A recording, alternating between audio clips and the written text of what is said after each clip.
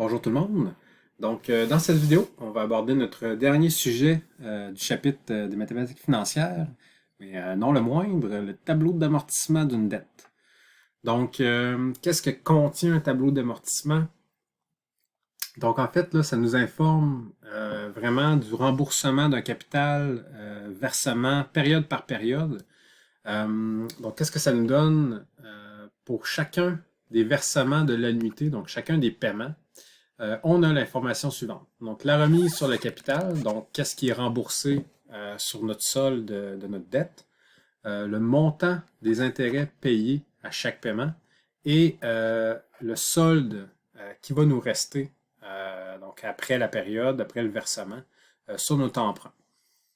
Des petits rappels ici, donc des choses qu'on avait déjà mentionnées. L'obligation totale de l'emprunteur, c'est la somme totale des versements. Tandis que les frais de crédit, c'est la somme des intérêts payés à chaque versement. Donc, à la fin, lorsqu'on a terminé de rembourser, il y avait notre total d'obligation. L'obligation totale de l'emprunteur, dans le fond, c'est constitué à la fois de notre dette initiale et de tous les intérêts qu'on a payés, donc qui est appelé les frais de crédit.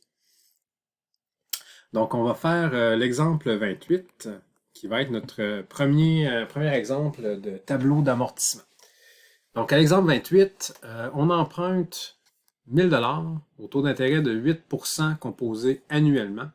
Vous savez également que vous rembourserez cet emprunt sur une période de 5 ans à raison de 250,46 $ par année. Donc, on a déjà les paiements qui ont été calculés.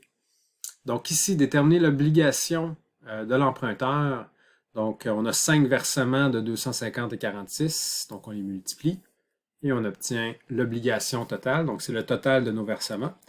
Les frais de crédit, donc on reprend ce montant-là auquel on enlève donc notre dette et ça nous donne 252,30 $. C'est ici. Donc, on connaît notre frais de crédit. Maintenant, on va dresser le tableau d'amortissement. Et c'est bien important de faire très attention à comment est-ce qu'on calcule chaque élément. Donc, un tableau d'amortissement, déjà ce qu'on peut remarquer, donc vous avez les périodes. Ici, on était en année, mais des fois, on peut être en mois, on peut être en semaine, etc. Donc, vous avez tout le temps le moment initial où est-ce que vous avez uniquement le solde, donc votre dette de départ qui est de 1000 $. Et donc, chaque période va avoir sa propre ligne jusqu'à la fin, finalement. Là, on a une dernière ligne de total qui n'est pas toujours présente dans les tableaux d'amortissement. Ça peut dépendre de ce que vous avez comme tableau. Maintenant, au premier versement, donc à la période 1, vous avez ici une colonne versement, colonne intérêt, colonne amortissement, donc qu'est-ce qui va être payé sur le solde, et le solde restant. Donc, tous nos versements, on les connaît déjà. Sauf, petite nuance, le dernier qui peut légèrement varier. On va y revenir lorsqu'on va être rendu à cette étape-là. Donc, pour tous les premiers versements, sauf le dernier, vous pouvez déjà inscrire le 250,46 qu'on nous avait donné. Maintenant, l'intérêt qu'on va devoir payer après la première période, c'est notre 8%. Donc, vous avez un taux d'intérêt de 8% annuel. Et donc, après un an, sur le 1000 $, on va calculer l'intérêt. Donc, 0,08 fois 1000. Et là, on a 80 $ qu'on va devoir payer d'intérêt. Donc, dans le 250,46, il y a 80 $ parmi ce versement-là qui sert uniquement à payer les intérêts. Ce qui reste, donc quand on dit ce qui reste, c'est qu'on va faire la soustraction du 250 moins le 80. Donc le 170,46, lui, ce montant-là va servir à payer une partie de la dette. Donc ici, un coup qu'on a trouvé notre montant d'amortissement, donc on va faire 1000 moins le 170,46 et on a un nouveau solde. Donc après une période, donc après ici, après une année, on a 829 et 54 $ qui nous restent de notre dette initiale.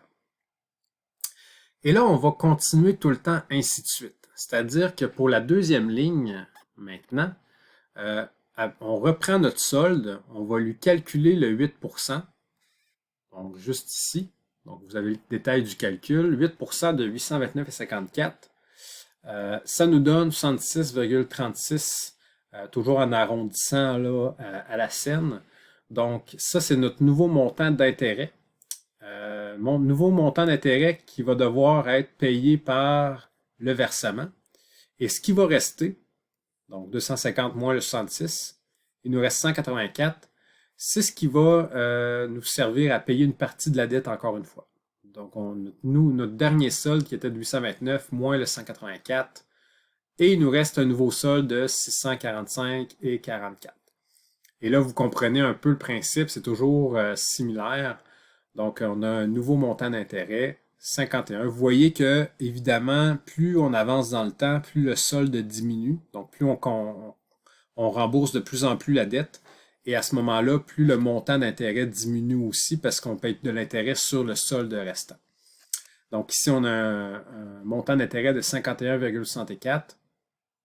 Ça veut dire qu'il nous reste 198,82 de notre versement, donc de notre paiement qui sert à rembourser la dette. Et donc, on voit que le solde de la dette va se payer de plus en plus vite vers la fin parce que les intérêts diminuent à chaque fois. Donc, on a 446, ainsi de suite. Donc, je passe la quatrième ligne.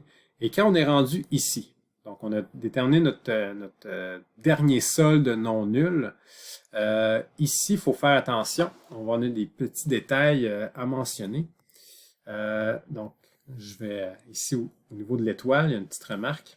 Pour la dernière période, on calcule la partie restante de l'intérêt sur le solde antérieur et par la suite, on l'additionne au solde antérieur pour déterminer le dernier versement. C'est-à-dire que ça peut varier de quelques cents, ça ici.